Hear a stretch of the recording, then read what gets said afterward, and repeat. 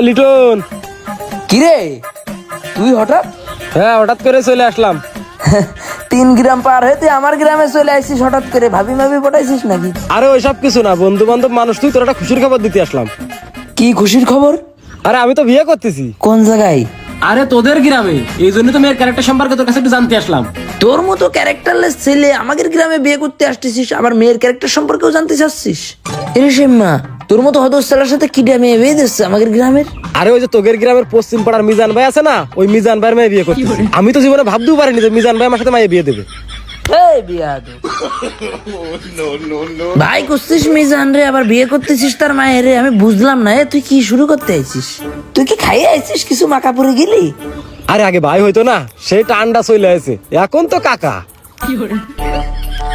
আরে তোর মতো নেশাখোরের সাথেও মেয়ে বিয়ে দিচ্ছে, আর ঘটকটালি ওর কাছে তোর কথা কয়েছে যে তুই 30,000 টাকা বেতন পাইস। তুই 30,000 টাকা বেতন পাইস কোনতে? তুই তো চাকরির মুখ জীবনেও চোখে দেখিসনি। আরে বিয়ের সময় সবাই তো কয় যে জামাই এই করে জামাই ওই করে, তাই আমিও কইছি। বলছি ভাই, সারা বছর তো গ্রামে কিস্তি দিয়ে গেলেন, আমার তো কোনোদিন দিলেন না, তা আমার কি 50,000 টাকা কিস্তি দেওয়া যাবে না? তোর আবার কিসের জন্য কিস্তি লাগবে? ভাই আমি মায়ের একটু বিয়ে দেবো। আরে ভাই, তুই মায়ে বিয়ে দিস আর যাই করিস, তোরে কিস্তি মিস্তি দেওয়া যাবে না। আগে একটা কিস্তি নিয়ে 7 মাস ঘুরোইছিস, তোর কিস্তি দেবো আমি। এখন আমি মানুষ বুঝে কিস্তি দিচ্ছি, তোর মায়ে কেন, তোর বিয়ে হলেও তো তোরে কিস্তি দেবো না। আমি আগে থেকে ভালো হয়ে গেছি, কিস্তিটা দেন ভাই। ভাই তোর মতো নাটকবাজ আমি বহুত দেখেছি, তোরে কিস্তি দিয়ে আমি আর মরতে চাইনি, যাই। তুই 30,000 টাকা বেতন পাইস, এই মিথ্যা কথাটা কইছিস, কিছু সত্যি কথা কইসনি? যে তুই একটা ক্যারেক্টারলেস ছেলে, তুই একটা নেশাযুক্ত ছেলে, এগুলো বাদ রাখিস কেন? এগুলো একটু কতিস। তোর গ্রামের এমন কোনো বিদেশি ভাবি নেই যে যার ইমু নাম্বার তোর কাছে নেই? এসব ক্যারেক্টার সম্পর্কে একটু কইসনি? ওরে পাগল, তুই তো আমার বন্ধু, এই জন্য আমার ক্যারেক্টার সম্পর্কে জানিস। তুই আমার ক্যারেক্টার গুলো একটু সাইফে রাখে ওই মেয়ের ক্যারেক্টার সম্পর্কে একটু ক। কথায় আছে না যে যেমন তার সঙ্গ ঠিক তেমনই মেলে। মেয়ের ক্যারেক্টার কেমন হবে? তোর ক্যারেক্টার যেরকম তার থেকে 3 গুণ বেশি খারাপ। তুইও ক্যারেক্টারলেস, ওই মেয়েও ক্যারেক্টারলেস। তুই যেরকম ভাবি জ্ঞান নিয়ে পার্কে ঘুরতে যাস, ওই মেয়েও বুড়ো বুড়ো বেটা জ্ঞান নিয়ে পার্কে ঘুরতে যাই। তুই যেরকম নেশাখোর, তোর শ্বশুরও নেশাখোর। কিস্তি তোর যেরকম 4-5টা আছে, তোর শ্বশুরেরও 1 গুন্ডা আছে। ভালোই মেলবে না, তুই বিয়ে কর ভাই, যা। না, আমি বিয়ে করব না। আমি জিরাম ছিলাম ভাবিকের সাথে, ওই আমি থাকবো। এইসব ক্যারেক্টারলেস মেয়ে বিয়ে না করে ভাবিকের সাথে গল্প করাই ভালো। আরে দোস্ত বিয়ে কর, অনেকদিন বিয়ের দাওয়াত খাই নে। এত বিয়ে খাতে ইচ্ছা করলে তুই বিয়ে করে যা। এই তোর এত বড় সাহস কি আছে? কত বড় সাহস? তুই আমার নামে বদনাম গাইছিস, তুই আমার মায়ের নামে বদনাম গাইছিস কেন? তুই এবার সাইডে দে। তোর কান মুখ ফাড়া ফেলা দে। আচ্ছা থাম, ঠিক আছে। কি কইছি কি আমি? আরে লিটন, এ পাগলারে খেপাইছস কিসের জন্য? কি হয়েছে? আর মাইয়া জামাইরে কি বলছো? হ্যাঁ তুই সাইডে, ওর একটু বানাইনি আমি।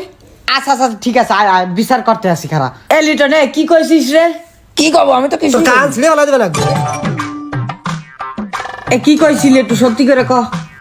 কি কব? মেয়ে যার সাথে বিয়ে দিচ্ছে, হ্যাঁ, সে ওর থেকে বেশি ছন্ন ছাড়া, ওর থেকে বেশি নেশাখোর, ওর থেকে বেশি বেয়াদব। তার জন্য আমি যখন জানতে পারিছি যে ওর সাথে ওর মেয়ে বিয়ে হচ্ছে, তখন আমি একটু তার কাছে কইছি যা কর। ঘটক যে কইলো আমার ছেলে ভালো, 30,000 টাকা বেতন পাই, ও ক্লিক যাইতেছে, আমার মায়ের বিয়ে ভেঙে দিতেছে, এই বিচার তোর করা লাগবে। আচ্ছা ঠিক আছে, দেখতাছি। এ ঘটকে তো কইছে পোলাটা ভালো, তা তুই আবার মাঝখান দিয়ে নেশাখোর কইতে গেলি কে? এই, ও যে কথা বলতেছে ছেলে তো ভালো, তা তুই বিয়েটা কি জন্য ভাঙিছিস? ভাঙিছি কারণ এমনি ওর মেয়ের বয়স 15 বছর, ছোট মানুষ বিয়ে দিচ্ছে, তাও আবার একটা খারাপ ছেলের সাথে। ওর ভুলের জন্যই ওর মেয়ের জীবনটা নষ্ট হয়ে যাক, এটা কি চাবো আমি? এই জন্য ওই মেয়েটার কথা চিন্তা করে আমি বিয়েটা ভেঙে দিছি। আচ্ছা ছেলেটা খারাপ সেটা না হয় বুঝলাম, এই ছেলেটা যে খারাপ সেটা তুই কেমন করে বুঝলি? আর হ্যার মাইয়ের নামে কেন এত মিথ্যা বদনাম করছিস? বদনাম না করলি তো ওই ছেলে আর এর মেয়ের বিয়ে তো হয়ে যাইতো এতক্ষণে, এই জন্য বদনাম করেছি। আর ওই ছেলে শুধু আমি না, তোরাও ভাই চিনিস, ওই যে স্বামী মাসে না কেসমতের, ওর সাথে মেয়ে বিয়ে দিচ্ছে, তাও আবার তেড়ামি জান সেই ছেলে দেখিনি, ঘটকের কথা শুনেই বিয়ে দিচ্ছে। আর ওরে আমি চিনি কবে থেকে জানো? হ্যাঁ, কবে থেকে? ওই যে আমি ইন্টার ভর্তি হইলাম না নাইটোপাড়া কলেজে, ওই কলেজ থেকে ওর সাথে আমার পরিচিত। ওর আকামের জন্য কলেজ থেকে টিসি পর্যন্ত দিয়ে দিল স্যারে।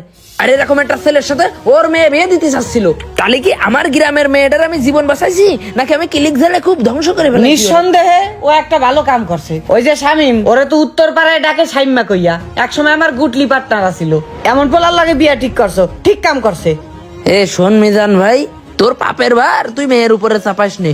50,000 টাকা খরচ করে মেয়ে বিয়ে না দিয়ে 50,000 টাকা দিয়ে মেয়েটার ইন্টার পর্যন্ত পড়া। আর আমাদের দেশে সরকার এখন যে সুযোগ সুবিধা করে দিচ্ছে, মেয়ে মানুষ পড়াতে বেশি খরচ লাগে না। মেয়েটার একটু পড়া, দেখবি তোর জীবনে তোর সংসারে ওই মেয়েটা চাকরি বাকরি করে একটা সুদিন নিয়ে চলে এসে, বুঝতে পারিস?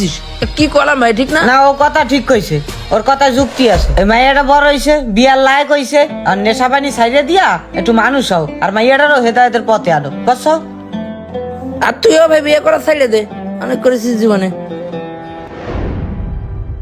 কিছু মানুষ বিপদে পড়ে তাদের কর্মের ফলে, কিছু মেয়ের জীবন ধ্বংস হয়ে যায় শুধু তাদের পরিবারের মানুষের ভুলের কারণে।